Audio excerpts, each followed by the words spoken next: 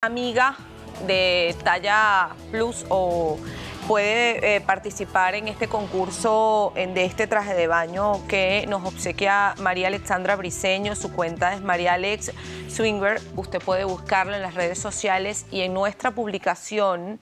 No solamente seguir a la cuenta de María Alexandra, sino también responder en la publicación que nosotros coloquemos en nuestra cuenta en Instagram. Responder cuántos años tiene el emprendimiento de María Alexandra y de dónde es el emprendimiento. Y usted se puede llevarse a casa un traje de baño de esta marca si tiene la talla plus. Aquí en esta oportunidad vamos a recibimos a la doctora Norma Barreno, psiquiatra. Con ella vamos a hablar un poco sobre este tema del día de hoy. Doctora, gracias por estar aquí. Gracias a ustedes por la invitación. Y hablando un poco de la relación alimentación versus emociones, yo quiero tomar algunas cápsulas de la entrevista que le hicimos a Alejandra Sarmiento a principio, y decía que, por ejemplo, el tema de ella es un tema emocional. Y hay mucha gente, la tomo a ella porque estuvo aquí en el estudio con nosotros, y hay mucha gente que nos ha escrito en nuestras redes sociales, y me siento identificada con la experiencia de ella porque yo también como por tapar una emoción. Yo siento que, y se lo comentaba a la productora antes de entrar porque tuve la oportunidad de escuchar a las dos invitadas, y creo que no hay nadie que pueda hablar del discurso, del problema de la obesidad como lo hace el sufriente. El sufriente, el que atraviesa todo el problema de la obesidad, tal cual como lo decía Alejandra, que no es fácil, nunca es fácil, en ninguna parte del proceso es fácil, y es mentira quien lo vende como algo sencillo, que además está descrito en la literatura que es proporcional al índice de masa corporal. Es decir, que mientras más obesidad, también mayor son los problemas emocionales, inherentes obviamente al tema del sobrepeso. Pero relacionado con el tema de las emociones y los alimentos, sin lugar a dudas es una construcción familiar. Y lo hemos visto y ella lo mencionó, y creo que también es súper poderoso aprovechar ese testimonio de ella justamente para ilustrarlo, y es que en la mayoría de los casos de obesidad, por lo menos en un alto porcentaje, muy alto, y no es solamente citando experiencias internacionales, sino las nuestras. Yo en mi hospital, en el Domingo Luciani, cuando tuvimos la oportunidad de estudiar el tema emocional en los pacientes que eran candidatos a la cirugía bariátrica, en un altísimo porcentaje está descrito el abuso sexual infantil. Es decir, que sí hay una relación muy alta entre el tema de la obesidad y tal vez un encuentro, ni siquiera a veces de abuso sexual por sí mismo, sino una percepción inclusive de maltrato en la infancia. Es decir, que eso que queda construido desde tan temprano, probablemente en el futuro sea un sujeto que intenta encontrarse con el placer, con la reparación, con la obturación a través de los alimentos. Creo que eso es un hallazgo que, aprovechando justamente el discurso de Alejandra, súper, como ilustrativo de lo que pudiera ser, en el caso de la obesidad mórbida, esas primeras etapas en la infancia, donde ese encuentro con los alimentos, que debería ser, digamos, desde la necesidad, desde cubrir una necesidad, pudiera convertirse en la primera y única fuente de placer, que además se convierte también en el recurso para sentirte mejor y superar aquello que es traumático en la infancia. Doctora, habla de algo importante, que es la primera etapa del ser humano, la infancia, que creo que es el punto de partida de lo que somos como cuando llegamos a ser adultos. Estas casas, cuando vemos que quizás mami tiene sobrepeso, papi tiene sobrepeso, tal vez los abuelos tienen sobrepeso, quizás los niños van copiando el modelo de papá y mamá. Tal vez, bueno, es que todos son gorditos y eso quizás lo vamos pasando. Pero ¿cuándo atender esto?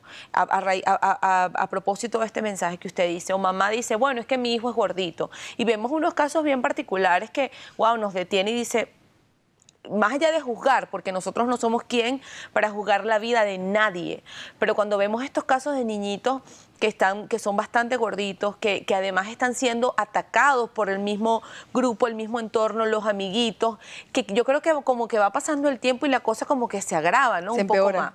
Se empeora. Se empeora, doctora. Se empeora. Creo que el llamado de atención es más que el del gordito de la casa, porque no, a ver, hay como varias teorías alrededor del origen. Tú puedes tener inclusive familias donde todos son obesos y es como parte natural de que el niño también lo sea.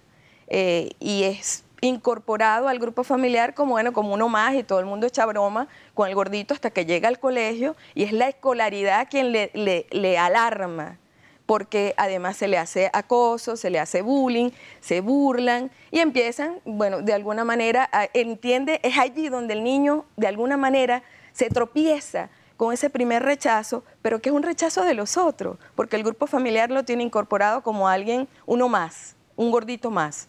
Pero existen familias donde tal vez el gordo es el único gordo de la familia. Y es peor, porque entonces la propia familia, quien lo acosa y le dice cosas desconsideradas y crueles. Ese que es el niño gordo, y un poco contestando tu pregunta, ¿cuándo detener? ¿Cuándo hacerlo? Oye, yo creo que el primer llamado de atención es decirle a las familias, primero, no sean ustedes la fuente de sufrimiento del niño. Y luego, cuando vean que el niño tiene una relación con los alimentos que es reparatoria, que es compensatoria, que es voraz, hay algo que hay que intervenir ahí. Hay que hacerse la pregunta desde el núcleo familiar. Creo que esa relación, ese encuentro con los alimentos que supera lo necesario, es decir, el niño que ya no le es suficiente con un plato, que necesita otras cosas, creo que la familia también tiene que incorporarse en él, preguntarse, ¿dónde estamos nosotros aquí?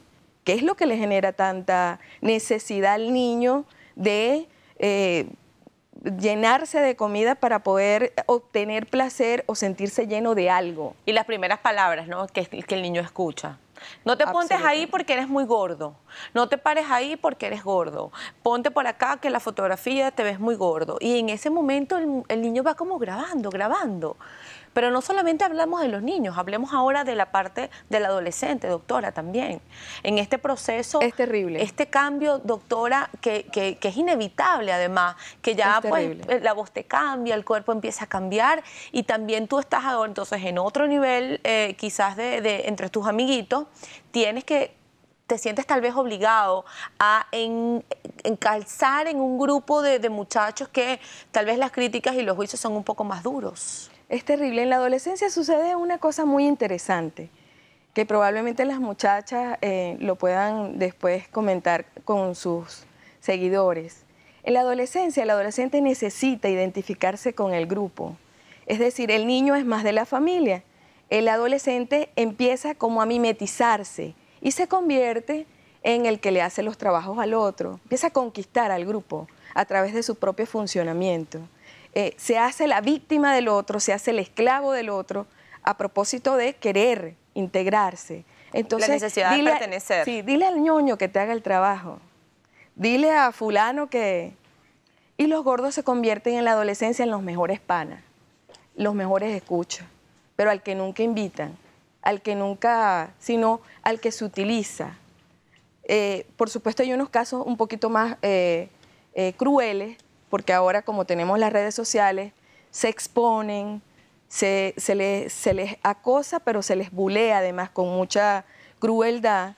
Y entonces uno ve estos episodios donde probablemente el gordo, a diferencia de otros adolescentes que son muy impulsivos y cometen suicidio, el gordo termina siempre comiendo más, que finalmente es una actividad tanática, es autodestructiva, porque a través del comer e incorporar, pues también es una cosa que puede ser mortífera. finalmente te lleva al aislamiento, a estar cada vez más encerrado, a estar más triste, a estar muy solo, sintiendo que nadie te acepta, que no perteneces a ningún grupo. Creo que en la adolescencia el comportamiento es bien particular. Doctora, nosotros tenemos que hacer una pausa, pero al regreso vamos a hablar un poco sobre este comportamiento de los padres que dan amor a través de la comida. Tal vez no atienden, pero bueno, los alimento. Y eso también creo que por ahí pudiéramos quitar algunas, despejar algunas dudas sobre todo. Por eso lo vamos a hablar al regreso.